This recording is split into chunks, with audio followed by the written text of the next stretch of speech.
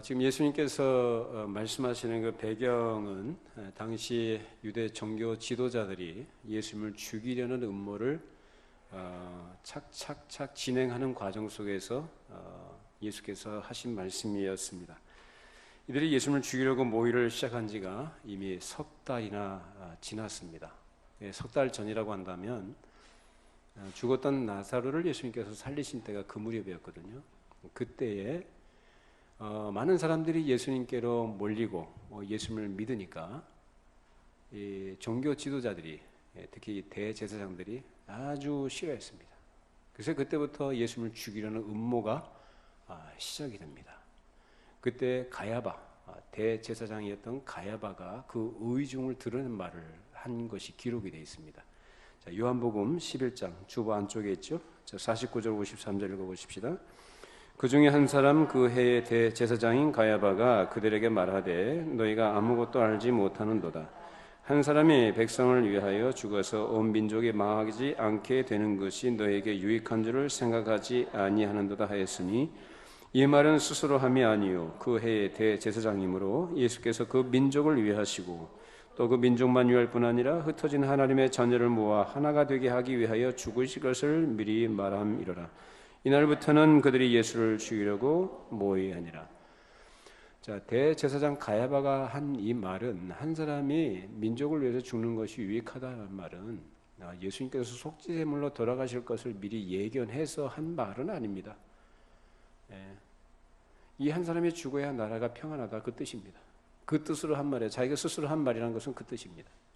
그러니까 그때부터, 이 말 한 뒤부터 뭐가 시작이 됐다고 합니까? 예수님을 죽이려는 모의가 시작이 된 거예요. 자, 석 달 전부터 시작된 이 모의가 이제는 상당히 진척이 돼서 어떻게든지 예수님을 죽음에 몰아넣으려는 단계까지 온 것이고, 이제 그런 음모 속에서 예수님을 함정에 빠뜨리려고 그들이 먼저 던졌던 질문이 예수님의 권위에 대한 질문이었었죠.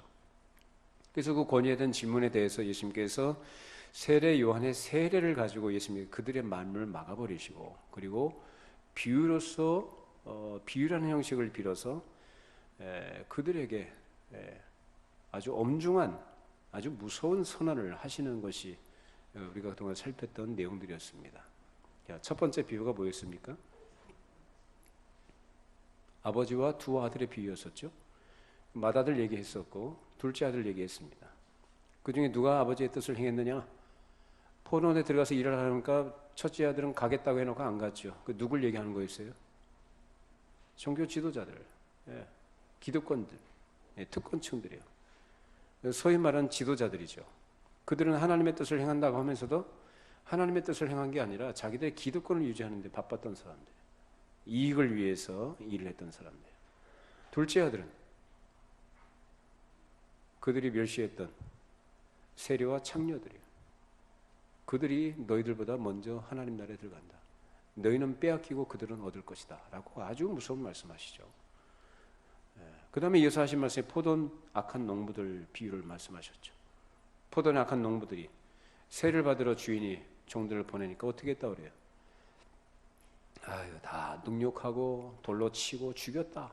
나중에는 그 보냄받은 아들까지, 아들은 존대하리라 존경할 것이다 라고 이렇게 기대를 했지만은 오히려 아주 포도를 완전히 다 독차지하려고 그 상속자인 아들까지도 다 잡아 죽여버렸다.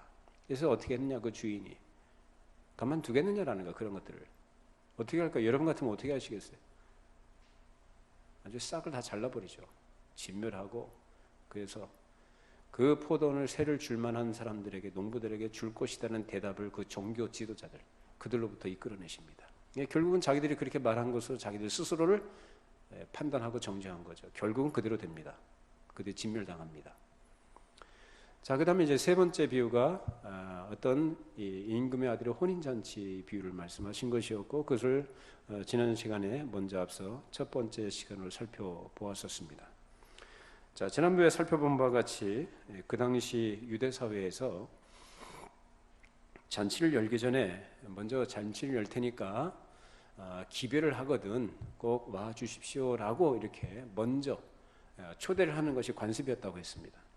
그렇게 해서 때가 돼서 구체적으로 준비가 되면 이제 와 주십시오라고 할 때 청함을 받은 사람들 어떻게 됩니까? 와야 되는 거죠, 당연히. 그래서 왕은 그 당시 유대 사회의 관습을 따라서 왕자의 혼인 잔치를 마련해 놓고 먼저 기별을 했던 자들에게 종들을 보내 가지고 이제 준비가 됐으니까 와 주십시오라고 이렇게 청한 것입니다. 근데 사람들이 어떻게 했습니까? 청함 받은 사람들이 나 바쁘니까 나 못 가겠다. 나는 사업도 바쁘고 이러저런 이 바쁜 일이 더 많아서 나는 못 가겠다. 다 자기 볼일 가버리거나, 또는 남은 사람들은 그 보냄받은 종들을 어떻게 해요? 잡아 죽였다. 야, 다른 사람도 아니고요. 한 나라의 왕 아닙니까? 여러분들이 마음에 드는지 안 드는지 모르겠습니다만, 대통령이 여러분 청와대로 초청을 하면은 갑니까 안 갑니까? 아무리 바빠도 가요 안 가요? 가죠. 왜 갑니까? 너무 귀한 자리거든요. 예? 명예로운 것이고요. 사진 한 장 찍기 위해서 얼마나 사람들이 이렇게 애를 씁니까? 그 사진 한 장 찍어가지고 이렇게 그 자랑하고 말이죠. 이렇게 영예로운 자리에 초대를 했는데 그 귀한 분이, 근데 그걸 무시해버리고 자기 볼 보러 가버리고 그 보냄받은 종들을 잡아 죽였다? 이건 뭡니까? 그 초대한 왕을 왕으로 인정하는 거예요, 안 하는 거예요? 안 하는 거죠. 네가 무슨 왕이냐? 그래서 자기 볼 보러 가버리고 보냄받은 종들을 잡아 죽인 것은 그들 마음속에 품고 있었던 욕심을 드러낸 겁니다. 반역이죠. 자, 그렇다면 이 지경이 됐는데 거절한 것까지 좋다 이거예요. 근데 보냄받은 종들까지 잡아 죽여버려요. 이거야말로 이제 명백한 반역이고 용서받지 못할 죄악이죠. 그래서 왕이 어떻게 합니까? 임금이 군대를 보내서 다 진멸해버리고 다 불태워버리고 싹을 다 잘라버리는 겁니다. 자, 그러면 여기서 말하는 혼인잔치라는 것은 무엇을 나타내는가? 그것은 하나님 나라의 의와 평강과 기쁨을 말하는 것입니다. 진리를 더욱 깨달아 장성해 나가게 되는 사실을 말하는 것인데, 그것은 마치 오늘날식으로 말하면 이제 결혼식장에서 이제 피로연이라는 걸 하지 않습니까? 그런 자리에 가면은 뷔페식으로 마시는 거 많이 차려놓고 사람들을 초대하지 않습니까? 그럼 사람들이 참석한 사람도 어떻게 합니까? 풍성한 음식을 아주 즐겁게 편하게 먹고 그것서 즐거움을 나누지 않습니까? 바로 혼인잔치의 특징이 바로 그것입니다. 하나님 나라가 바로 그러하다라는 것을 여기서 그렇게 표현한 겁니다. 하나님께서 주시는 큰 은혜와 진리를 깨닫게 하신 일들이 거기 있는 것이고, 성령 안에서 누리는 의와 평강과 희락으로 표현된 기쁨들, 그리고 성령으로 인해서 맺어져가는 여러 가지 열매들로 나타나는 부분들, 그리고 하나님 나라를 위해서 하나님의 뜻이 이루어지는 일에 성도들이 서로 교통하고 협력하고 마음과 뜻을 모아서 그 일을 해 나가는 사실들, 그런 것들이 뭐라고요? 혼인잔치다라는 것을 얘기하는 겁니다. 성경에서 성도의 교통이라고 할 때 그것은 단순히 어떤 개인 간의 어떤 친분을 나누는 그런 교제를 말하는 게 아니고, 어떤 거룩한 목적을 위해서 마음과 힘을 합치는 것을 말합니다. 그것이 어떤 경우에는 참 열정적인 것으로도 드러나고 보여지기도 하지만, 그보다는 담담하고 차분한 것 같지만 이성적이고 분명한 목표의식을 가지고 나가는 데 있습니다. 예수님을 초대하겠다고 해서 분주하게 일했던 마르다가 있고, 예수님의 발치에 앉아서 차분하게 말씀을 듣고 생각하던 마리아가 있습니다. 누가 더 좋은 곳을 택했다고 하십니까? 마리아가 더 좋은 곳을 택했다. 바로 하나님 나라의 기쁨, 혼인잔치의 즐거움들, 그 성격은 바로 그러한 것이다라는 거예요. 예수께서 말씀하셨습니다. 그래서 왕이 혼인잔치를 베풀고 그 잔치를 맛보도록 사람을 오라고 초대한 것을 예수님께서는 그렇게 비유한 것입니다. 그 혼인잔치의 성격에 대해서 로마서 14장 17절 보시면 표현하고 있습니다. 읽어보십시다. 하나님의 나라는 먹는 것과 마시는 것이 아니요 오직 성령 안에 있는 의와 평강과 희락이다. 하나님의 나라는 먹고 마시는 것, 즉 이 세상 사람들이 즐기듯이 서로 친밀한 교제를 하고 서로 좋아하는 사람끼리 만나서 먹고 마시고 왕래하고 그런 것이 아니고 오직 성령 안에서 의와 평강과 기쁨이다라는 것입니다. 또 성령으로 의지해서 맺어가는 열매들로 나타나는 것이 갈라디아서 5장에서 말씀하고 있는 성령의 9가지 열매. 사랑과 희락과 화평과 자비와 인내와 자비와 양성과 충성과 온유와 절제로 표현된 것. 이것이 바로 하나님 나라의 성격, 즉 혼인잔치의 성격을 나타내는 것들입니다. 자, 또 예수님은 이 혼인잔치를 이 세상에서 주님을 믿는 사람들이 늘 주님과 함께 생활하는 것으로 말씀하셨어요. 자, 마태복음 9장 15절이죠. 읽어보십시다. 예수께서 그들에게 이르시되 혼인제 손님들이 신랑과 함께 있을 동안에 슬퍼할 수 있느냐? 그러나 신랑을 빼앗길 날이 이르리니 그때에는 금식할 것이니라. 자, 이 말씀은 요한의 제자들이 자기들은 금식하는데 왜 예수님의 제자들은 금식하지 않습니까? 라는 질문에 대해서 예수께서 하신 답입니다. 자, 그것은 곧 무슨 얘기입니까? 이 말은 지금 예수님이 제자들과 함께 예수님께서 함께 하시는 그 상태가 어떤 상태란 얘기예요? 혼인잔치다라는 겁니다. 그런데 금식할 필요가 있냐라는 거예요. 여러분 잔치집 가서 다 금식해야 하고 금식하면 됩니까? 안 되죠. 그건 상식에도 어긋나는 거 있을 수 없는 일이에요. 잔치집 가서는 어떻게 되는 거예요?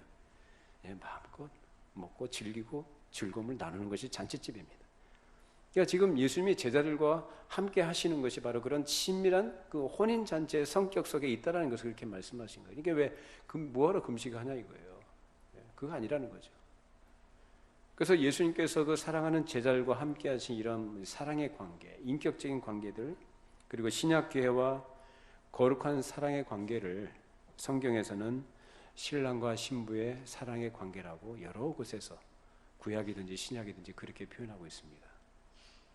자, 그것을 하나님 나라의 성격이다라고 얘기합니다.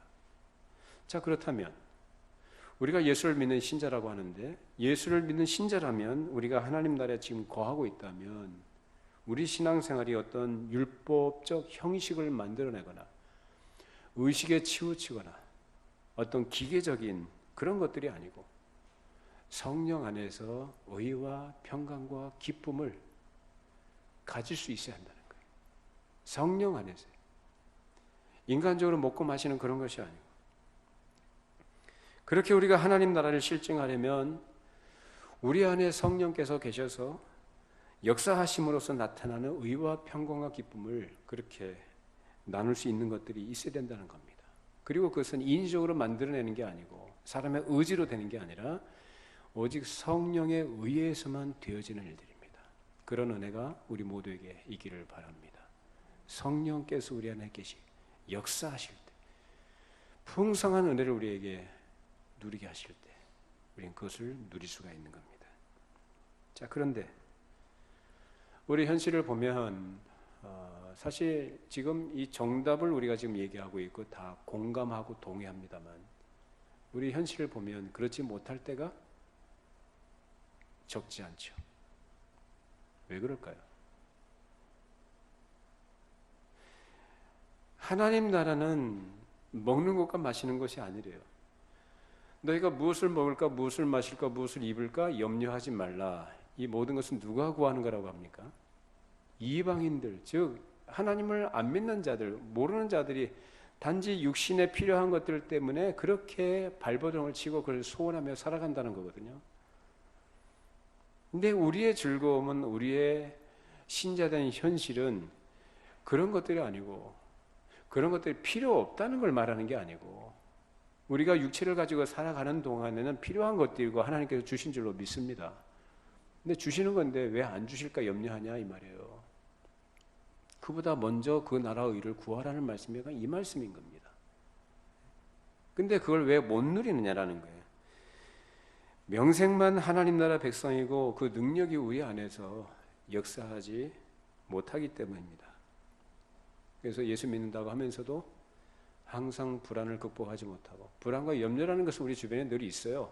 저도 그런 것들을 늘 경험하긴 하죠. 그러나 그 불안에 휩싸여 있거나 그 아래 지배를 당하면 안 됩니다.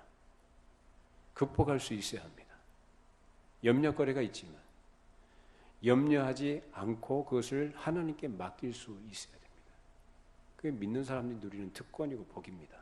그런 은혜가 있기를 바랍니다. 근데 그걸 못하고 말이죠, 예수 믿는다고 하면서 하나님 나라 백성이라고 얘기하지만은 그 불안을 극복하지 못하고 늘 불안과 두려움과 내일에 대한 걱정으로 온통 휩싸여 있어가지고 뭘 먹을까, 뭘 입을까, 뭐 할까 그거 걱정하지 말라고 했잖아요. 건강하니까, 우리에게 주어진 시간들과 여러 기회들이 있으니까, 또 인도하심을 따라서 우리가 할 수 있는 일을 하면 됩니다. 하나님 굶기지 않습니다. 믿으십니까? 근데 그렇게 안 하고 늘 염려하고 걱정하고, 그리고 마음에 그래서 정결한 평안을 누리지 못해요. 평안이 없습니다. 또 하나 중요한 이유가 뭐냐면은, 그 하나님 나라의 의와 평강과 기쁨이라는 걸 누리지 못하는 중요한 이유가 뭐냐면, 내가 주님과의 관계가 바르지 않아서 그래요. 그건 분명한 사실입니다. 어떻게 주님과 바른 관계 속에 있는데 그걸 못 누립니까? 바른 관계 속에 있지 못하니까 못 누리는 것이고, 주님이 서먹서먹한 것이고, 그리고 거리가 굉장히 먼 거예요. 가까이 계신 게 아니고 아주 멀리. 마치 혼인잔치에 초대받았던 사람들이 어떻게 했어요? 그 청함을 받아야 안 받아요? 안 받아요. 나 볼일 보러 간다. 그게 나하고 무슨 상관이냐?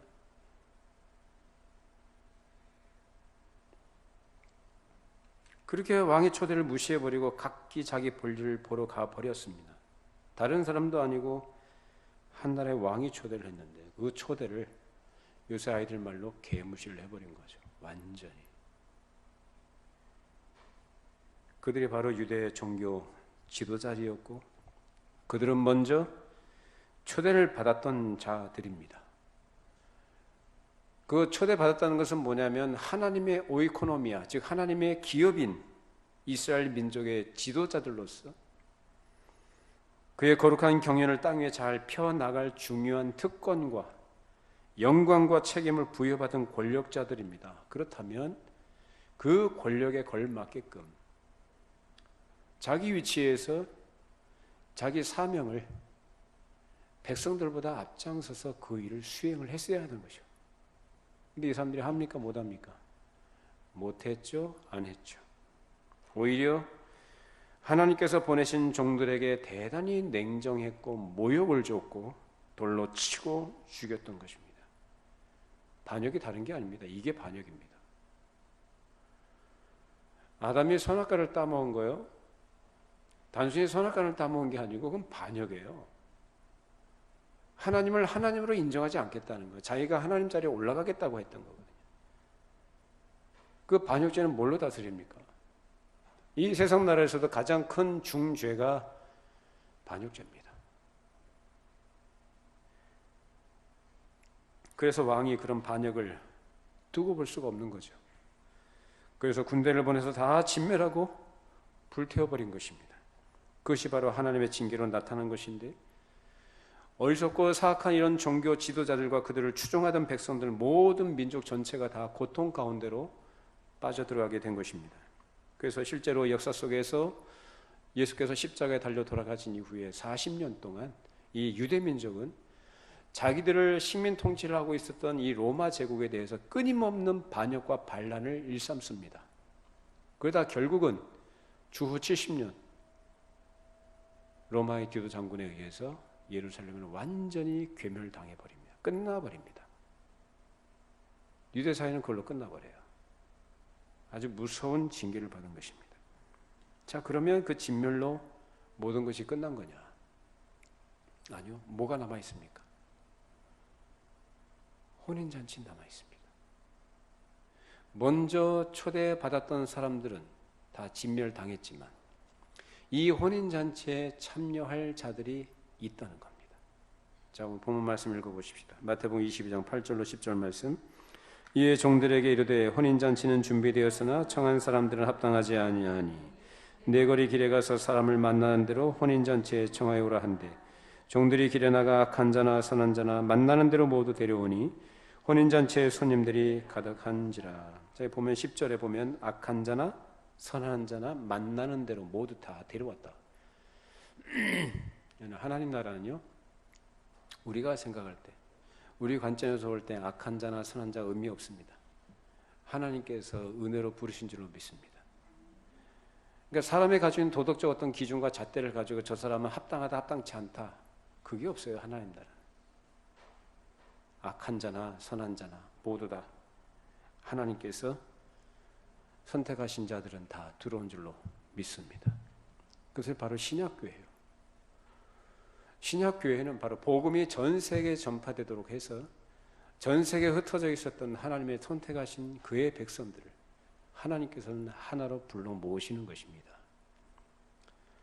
그 가운데 우리가 있는 줄로 믿습니다. 우리가 잘나서 여기 있는 거 아닙니다. 어떤 사람한테 그랬대죠. 너 그래놓고 무슨 교회를 가냐라고 그랬다면서요. 그러니까 그분이 한 말이 뭐라고 하냐면은 내가 죄가 있으니까 씻으러 가는 거야, 그 얘기했다고 하더라고요. 맞는 말이죠. 죄가 있으니까 씻으러 간다. 그분 수준에서 하신 말씀인데, 그 말씀하신 걸 들어보니까 참 기특하더라고요. 어떻게 그렇게 지혜로운 말을 할 수 있었을까? 자기 자신의 부끄러움이 있음에도 불구하고 그래, 나 죄가 있으니까 그래서 난 예수님 옆에 나가는 거야, 그 얘기를 한 거죠. 그게 바로 하나님 나라입니다.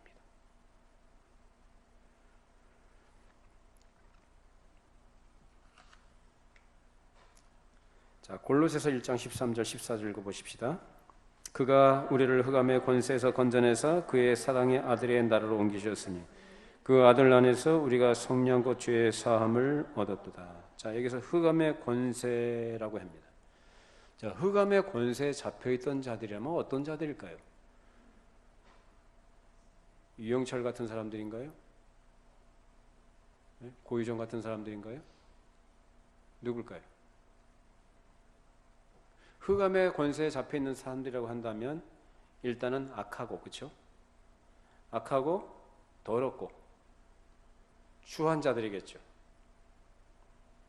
맞습니까? 악하고 추하고 더러운 자들이 흑암의 권세에 잡혀있던 자들이에요. 그런 자들을 어두움에서 빛으로, 사탄의 권세에서 하나님의 아들의 나라로 들어오게 하시려고 우리를 건져내셨다고 합니다. 그 잔치에 들여보내주신 거죠. 여기에는 세상에서 악하든지 선하든지 하는 부름받을 당시에 그의 도덕 상태는 중요하지 않습니다. 사람의 기준이 전혀 조건이 되지 않는다는 겁니다. 다만 하나님께서 그에게 새 생명을 주셔서 그 사람을 새롭게 하시고 새 사람으로서 잔치에 들어갈 수 있게 되는 것입니다. 그러므로 이 세상에서 아무리 악한 자라고 해도 하나님의 성령께서 그를 부르시면 그는 죄의 노예가 된 상태에서 하나님의 나라로 들어오게 되는 줄로 믿습니다. 그것이 바로 복음의 성격입니다. 그만큼 그리스도의 복음은 모든 죄인들에게 기쁜 소식이 되는 것이고, 그 사람이 악하면 악할수록 우리가 볼 때 저 사람은 도저히 교회에 나올 사람이 아니고 저 사람은 도저히 구원받을 사람이 못 된다고 생각하는 사람일지라도 오히려 그리스도의 복음은 그런 사람들에게 더 필요한 줄로 믿습니다. 마음씨 좋은 사람만 오라고 하고 질이 안 좋은 사람 데려오지 말라고 하지 않아요. 성경에 나와 있잖아요. 악한 자나 선한 자나 가리지 말고 누구나 다 데리고 와라. 자, 그래서 수많은 이방인들이 신약교회에 들어오게 됐고 오늘날도 많은 교회 안에 그런 부름받은 자들이 들어온 줄로 믿습니다. 자, 그렇게 혼인잔치에 참여하게 됐는데 왕이 그 혼인잔치에 참석한 이 손님들을 보려고 그 자리에 들어가 봤어요. 근데 어떤 한 사람이 발견됐습니다. 그 한 사람이 누굽니까? 여러분 중엔 그런 분이 하나도 없기를 바랍니다. 그 한 사람이 누굽니까? 예복을 입지 않은 사람이에요. 예복을 안 입었어요. 자, 마태복음 22장 11절 14절 읽어보십시다. 임금이 손님들을 보러 들어올세 거기서 예복을 입지 않은 한 사람을 보고 이르되 친구여 어찌하여 예복을 입지 않고 여기 들어왔느냐 하니 그가 아무 말도 못하거늘 임금이 사환들에게 말하되 그 손발을 묶어 바깥 어두운 데에 던지라. 거기서 슬피 울며 이를 갈교해 드리라 하니라. 청함을 받은 자는 많되 택함을 입은 자는 적으니라. 자, 왕가의 혼인잔치이기 때문에 자, 청함을 받은 사람들은 뭘 입어야 됩니까? 마땅히 예복을 입어야 해요. 그게 예입니다. 청와대 들어가려면 뭘 입고 들어가요? 추리닝 입고 들어가요? 뭘 입고 들어가요? 정장을 하고 들어가죠. 아주 깔끔하게 단정하게 하고 들어갑니다. 그게 예법입니다. 자, 그런데 그러면은 이 왕의 혼인잔치에 참석한 이 사람들은 말입니다. 어디서 부름받은 자들이에요? 집에 있다 나온 사람들이요? 어디서 부름받은 자들? 길거리에서, 사거리, 그런 골목길에서 지나가던 사람들 다 불러온 겁니다. 그럼 이 사람들이 예복을 준비할 겨를이 있었을까요? 예복을 준비할 시간적인 뭐 그런 그 상황이 준비가 안 되잖아요. 그래서 그냥 온 겁니다. 그래서 이 왕가에서는 이 왕가에서의 기준의 규격에 맞는 예복들을 다 준비해 놓은 겁니다. 그래서 청함을 받은 자들에게 잔치자에 들어가기 전에 이 예복을 입으라고 종들이 그것을 예복을 다 하나씩 이렇게 나눠주는 거예요. 그 사람들은 자기들이 준비하지 않았지만은 왕가에서 준비한 예복을 입고 잔치자에 들어가게 되는 겁니다. 자, 근데 어떤 사람이 한 사람은 예복을 입지 않고 잔치 자리에 들어갔다는 거예요. 어떻게 이렇게 들어가게 됐을까요? 분명히 종이 그 예복을 다 나눠줄 때 그 사람들 분명히 그 자리에 있었을 텐데 입지 않고 들어갔다는 것은 무슨 얘기입니까? 예복을 필요로 하는 겁니까? 안 하는 겁니까? 안 하는 거죠. 그러니까 현재 자기가 입고 있는 옷이 좋은 거예요. 더 좋게 여겨지는 것이고 자기가 입고 있는 옷이 만족스러운 겁니다. 그러니까 굳이 나는 그 예복 필요 없다. 그리고 그것을 아주 과감하게 뿌리치고 그걸 무시하고 담대하게 잔치자리에 들어가 버린 거예요. 완전히 무시하고 들어가 버린 거죠. 자기 옷 입고 들어간 거예요. 자, 그런 그에게 이제 왕이 가가지고 어떻게 친구 어떻게 예복을 안 입고 이 자리에 왔는가 이렇게 질문하니까 이 사람이 할 말이 있어요, 없어요? 할 말이 없죠. 왜? 분명히 예복을 입으라고 다 준비를 해줬는데 이 사람이 그걸 자기가 거부한 거예요. 거부하고 난 내 옷이 좋다 고집하면서 지금 들어와 있는 거거든요. 그러니까 핑계할 게 없는 거죠. 준비 다 해줬는데 그걸 무시하고 자기 옷 입고 들어와 앉아 있는 거예요. 그러니까 어떻게 합니까? 왕이 이놈을 당장 손발을 묶어서 바깥 어두운 데 던져버려라. 거기서 슬피 울며 이를 갈게 될 것이다. 아주 무서운 처벌을 받게 됩니다. 이것이 바로 예복이 없으면 하나님 나라의 잔치에 아무도 들어갈 수 없는 것이고 만일 예복 없이 참석한 일이 있게 된다면 그는 무서운 처벌을 받게 된다는 것을 가르쳐 줍니다. 하나님께서 우리에게 흑암의 권세에서 건져내셔서 천국으로 들어가게 하셨을 때에는 우리에게 입히신 옷이 있습니다. 그것이 바로 예수 그리스도의 속죄의 공로인 줄로 믿습니다. 그것을 우리에게 입혀주시는 겁니다. 우리가 도덕적 선행이나 어떤 공로로 그 나라에 들어갈 수 있는 것이 아니고 또 우리 자의로 그것을 취할 수 있는 것도 아닙니다. 하나님께서 그렇게 해 주셔야만 그렇게 되는 거예요. 하나님께서 주시는 예수 그리스도의 속죄의 공로와 그 의를 내가 온전히 입고 들어가야 한다는 것입니다. 그것이 바로 예수 그리스도로 옷 입는다라는 말입니다. 자, 이것에 대해서 로마서 13장 14절 읽어보십시다. 오직 주 예수 그리스도 옷 입고 정욕을 위하여 육신의 일을 도모하지 말라. 주 예수 그리스도 옷 입고 육신을 위해 육신의 정욕을 도모하지 말라라고 말씀하셔요. 여러분이 예수를 믿는다는 그 고백은요, 예수 그리스도로 옷 입는다는 얘기입니다. 그러면 이게 뭘 의미하는 거냐라는 거예요. 두 가지 측면이 있는데, 하나는 내가 가지고 있는 옷을 가지고는, 내가 입고 있는 옷을 가지고는 누구 앞에 못 나갑니까? 걸어가신 하나님 앞에 못 나가니까. 누구 옷을 입어야 된다고요? 하나님께서 마련해 주신 예수 그리스도의 옷을 내가 입어야만 내 모든 수치와 더러움들이 가려져서 하나님 앞에 나아갈 수 있게 된다는 것입니다. 믿으십니까? 그 그리스도를 믿는다는 건 바로 그거거든요. 그것을 믿고 의지한다는 것이고, 또 한 측면은 뭐냐면 아까 말씀드린 것처럼 육신을 위하여 정욕을 도모하지 말라는 것입니다. 정욕을 위해서 육신의 일을 도모하지 말아라. 자, 하나님께서 우리에게 예수 그리스도의 의를 입혀주셔서 하나님의 자녀가 되도록 하신 이상은, 그러면 하나님 나라 백성이고 하나님 나라의 참여자가 됐다고 한다면 자기를 위해서 살아야 됩니까? 말아야 됩니까? 어떻게 살아야 됩니까? 분명히 여기 육신의 일을 도모하지 말라고 하잖아요. 육신의 일이 뭡니까? 자기를 위해서 살아가는 걸 다 통틀어서 얘기하는 거예요. 그러므로 너희가 먹든지 마시든지 무엇을 하든지 다 하나님의 영광을 위하여 하라라고 했습니다.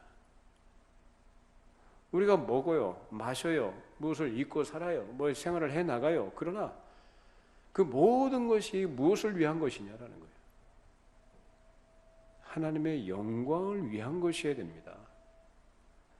내가 먹는 것에서, 근데 어떤 사람이 먹는 거 얘기하니까 먹지 말아야 될 것도 먹으면서 하나님의 영광을 위해서 먹는다, 이런 이상한 소리를 하는 사람도 있어요. 그건 아닙니다. 하나님의 영광을 위해서 우리 모든 것을 이렇게 드리고 살아야 됩니다. 근데 여전히 자기를 위해서, 자기를 추구하고 자기 만족을 위해서 살아간다면 그것이야말로 하나님 나라에 합당치 않은 사람이죠. 하나님의 자녀가 된 이상 이제부터는 우리는 하나님의 말씀을 따라가는 데 있어서 방해가 되는 것들, 육신의 정욕에 속한 것들과 그 정욕에 따라서 우리를 유혹하고 우리가 가고자 하는 그 순전한 믿음의 길에 거침이 되고 우리를 붙들어서 뒤 흔드는 것들이 있을 때, 그런 것들을 따라가지 말라는 겁니다. 그게 하나님 나라 잔치에 참여한 사람들의 삶입니다. 우리의 즐거움은 하나님께 있는 줄로 믿습니다. 우리의 영광은 하나님께 있는 줄로 믿습니다. 우리의 만족은 하나님께만 있는 줄로 믿습니다. 그것이 하나님 나라 백성들이 누리는 천국의 기쁨입니다. 우리 예수를 믿는 신자들이 가지고 있는 가장 큰 특권은 예수 그리스도의 피로써 자기 죄를 가릴 뿐만 아니라 하나님을 따라 의와 진리와 거룩함으로 지으심을 입은 새 사람을 입는 것입니다. 그 생명을 이미 하나님께서 우리에게 선물로 주셨고, 그 생명으로 이제 아주 극단적인 변화를 일으켜 주셨기 때문에 우리가 새 사람을 나타내고 살아야 하는 것이지, 이 세상에 이전에 살던 구습을 따라서 옛사람의 악습대로 살아가서는 안 되는 것입니다. 여기서 말하는 악습이라는 것은 내가 윤리적으로 악하고 이렇게 추한 죄를 짓고 살아가는 그런 것만을 말하는 게 아니고, 자기를 중심으로 살아가는 걸 말합니다. 하나님과 상관없이, 하나님에 대한 의식이 없이, 예수 믿기 전에 가지고 있던 자기 소원, 자기 기대, 자기 만족, 자기 욕망, 이런 것들을 여전히 품고 살아가는 걸 말합니다. 그래서 옛사람이 가치 있게 여기는 도덕적 성격에 빠져 들어가서 자기 스스로 무엇을 할 수 있는 것처럼 생각하는 것입니다. 자기를 대단하게 여기는 거죠. 요즘 현대인들의 특징이 바로 또 여기에 있습니다. 자기 자신의 가치를 굉장히 대단한 것처럼 생각을 해요. 자기로 훌륭하게 생각합니다. 그래서 심리학이나 상담학에서는 그렇게 가르치죠. 당신을 사랑하라. 당신을 가치 있게 여겨라. 우리 인정합니다. 그러나 전제가 있습니다. 그리스도 안에서입니다. 그것이 세상 사람들과 다른 거예요. 그렇지 않고 자기 의의를 훌륭하게 생각하는 자기 종교를 가졌을 때 예복을 안 입은 채 자기 옷을 그대로 입고 들어간 사람이 되는 것입니다. 자, 골로새서 3장 9절로 10절 말씀 읽어보십시다. 너희가 서로 거짓말을 하지 말라. 옛사람과 그 행위를 벗어버리고 새 사람을 입었으니 이는 자기를 창조하신 이의 형상을 따라 지식에까지 새롭게 하심을 입은 자니라. 자기를 창조하신 이 하나님의 형상대로 우리가 짐을 받았는데 그것을 새롭게 하심을 입은 자다라고 얘기하는 겁니다. 이것이 바로 예복을 입으라는 말과 같은 말인데, 하나님 나라의 의와 평강과 희락이라는 그 천국을 맛보고 살아가기 위해서는 그것이 자기 능력으로나 의지로 되는 게 아니고, 그리고 또 그저 말로만 예수를 믿는다는 말로 되는 것도 아니고 오직 성령을 의지해서 새 사람을 입어야만 합니다. 그래서 그리스도적인 새로운 품성을 가지고 성령을 의지해서 인격적인 생활을 해나가는 그것이 바로 그리스도로 옷 입는 것입니다. 여러분이 성령 안에서 여러분이 그런 그리스도의 인격을 나타내고 그것을 누리는 삶이 되기를 바랍니다. 그것이 우리에게 왜 그토록 중요하냐면, 그리스도로 옷 입어야만 나의 모든 결핍과 하나님 앞에서의 죄와 부패와 수치와 인간적인 연약들이 다 가리워지고 새 사람적인 것이 나의 인격과 생활을 통해 나타나게 될 때 필연적으로 거기에서는 하나님 나라의 의로움과 평안과 기쁨을 우리가 늘 가지고 살아가게 되는 것입니다. 그 하나님 나라의 의와 평강과 기쁨이라는 것은 이 세상의 돈이나 먹고 마시는 즐거움이나 어떤 내가 좋아하는 사람과 같이 교제하고 친밀한 그 관계를 이루는 데서 나오는 게 아니고 오직 성령으로 말미암아 성령 안에서 누리는 하나님의 백성들이 복인 것입니다. 그렇게 성령으로 옛사람을 벗어버리고 하나님 나라의 실상을 맛보며 살아가는 이것이 바로 왕의 혼인잔치를 얘기하는 것입니다. 그리스도의 의로 내가 옷 입고 그 아들의 나라로 들어갔다면 내 생활은 늘 천국의 능력을 맛보고 그렇게 살아가는 것이어야 할 것입니다. 내 것을 누리지 못하는 것은 옛사람적인 품성들이 나를 지배하고 있는 동안, 그것에 이끌려가는 동안에 거기에 타협하고 거기에 마음을 빼앗기는 가운데 하나님 나라의 기쁨을, 능력을 충분히 제대로 맛보지 못합니다. 예수를 믿어도요, 믿음을 가져서 그래서 믿음 안에서 하나님 나라의 백성이 되어서 그 나라에 들어갔다고는 하지만 두 종류입니다. 신분상으로는 하나님의 자녀가 된 것은 맞는데 그가 누림이, 그가 가지고 있는 기쁨이라는 것이 아주 빈약하고 가난한 사람이 있고, 반면에 어떤 사람은 그것을 아주 풍성하게 제대로 맛보고 누리며 살아갑니다. 여러분이 그런 분들이 되기 바랍니다. 예수 믿으면서 나는 기뻐요, 정말 기뻐요, 나 구원받았어요, 24시간 1년 360을 그렇게 웃고 떠들면서 살아가는 것이 신앙생활이 아니에요. 천국의 기쁨이라는 것은 이 세상의 인간적인 것들과 감정적인 요소에 지배되거나 그런 것에 영향을 받는 게 아닙니다. 오히려 어떤 경우에는 내 마음에 슬픔이 있고 삶을 열악하고 어떤 삶이 세상의 관점에서 기준에서 볼 때는 좀 부족함이 있다 할지라도 주께서 주신 내 마음의 기쁨은 세상에 그 어떤 것을 가지고 누리는 그 기쁨보다도 더 크다라는 것, 비교할 수 없는 것이다라는 것. 내 영혼의 기쁨이에요. 어떤 경우에는 아주 차분하고 들뜨지 않고 차분하지만 담담하지만 그 안에서 흔들리지 않는 견고함과 확신과 또 감사와 더불어서 경험하게 되는 기쁨들이 있습니다. 여러분들이 그런 기쁨을 누릴 수 있기를 바랍니다. 어떤 기쁨이요? 옛사람적인 것들이 벗어져야 된다는 거예요. 옛사람적인 것들이 계속 뻘뻘 살아가지고 그것이 내 안에서 또아리를 틀고 있는 한은, 그래서 그걸 가지고 내가 그 영향을 받고 그것에 끌려가는 한은 이런 기쁨을 못 누려요. 하나님의 백성인 것은 맞을 수 있지만 그 기쁨을 누리지 못하는 것은 참 안타까운 것입니다. 여러분 혼인잔치에 초대받은 줄로 믿으십니까? 초대받으셨으면 혼인잔치에서 우리에게 주시는, 마련해 주신 그 풍성한 음식들, 풍성한 즐거움들을 우리 것을 마음껏 즐기고 그 안에서 하나님의 거룩하심을 찬양하고 하나님의 뜻을 따라 우리의 삶을 말씀에 따라 순종하면서 살아갈 때 우리의 기쁨은 배가 될 줄로 믿습니다. 우리가 하나님을 찾는 것, 우리가 하나님을 찾는 것은 내가 하나님의 백성이 됐다는 분명한 증거인 것이고, 내가 하나님을 갈망하는 것은 곧 내가 하나님으로만 만족할 수 있는 그런 존재가 됐다는 것을 내가 확인하는 분명한 기준이 됩니다. 다른 것으로가 아니라 그것을 위해서 필요한 것이 뭐냐? 새 사람으로서 새 사람을 입고 늘 성령 안에서 주님과 동행하는 하나님 나라 백성으로 살아가는 데 있습니다.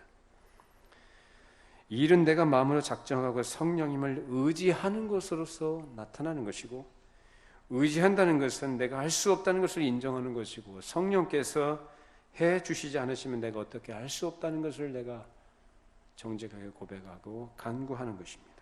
그럴 때 내 속에 진리와 의를 따라가도록 하는 이 새 생명의 새로운 깨달음이 생기는 것이고, 새로운 생명은 하나님의 말씀이 가르쳐지고 또 성령께서 그 말씀을 깨닫게 하실 때 그것을 따라 내가 살아갈 때 거기에 새 사람이 나타나는 것입니다.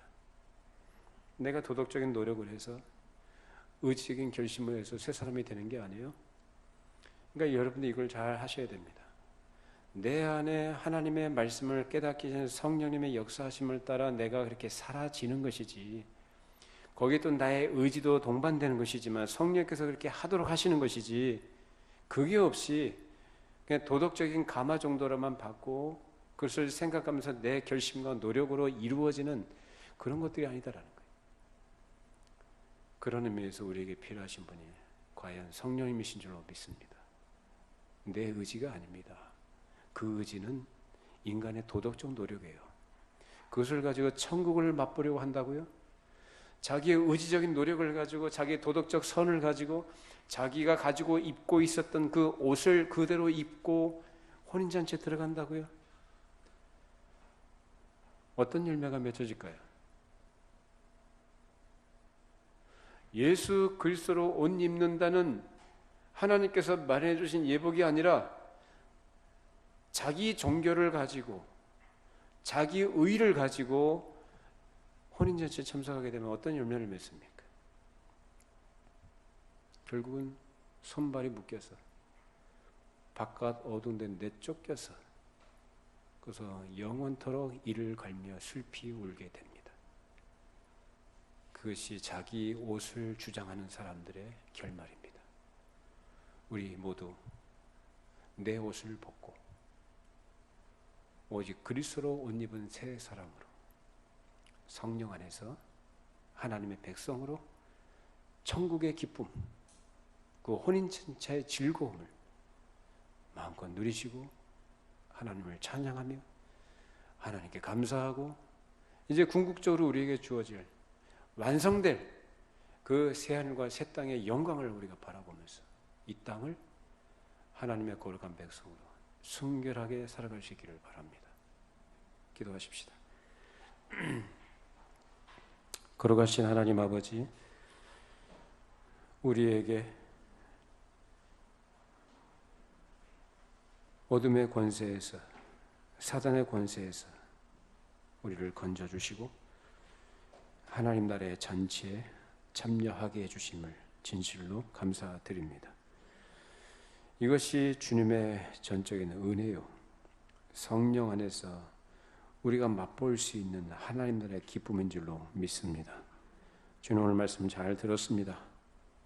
이 말씀 듣고 우리 마음속에 깨우쳐 주시는 바대로 우리의 마음에 기꺼이 즐거이 주의 말씀을 따르게 해주시고, 그 말씀을 따라갈 때 우리에게 필연적으로 결말되어지는, 우리에게 약속되어진 그 하나님 나라의 의와 평강과 기쁨을 우리 모든 성도들이 풍성히 맛보고 누리게 하시고, 이 땅에서 하나님 나라를 이뤄가는 충성된 종들이 다 되게 하여 주시옵소서. 예수님의 이름으로 기도하옵나이다. 아멘.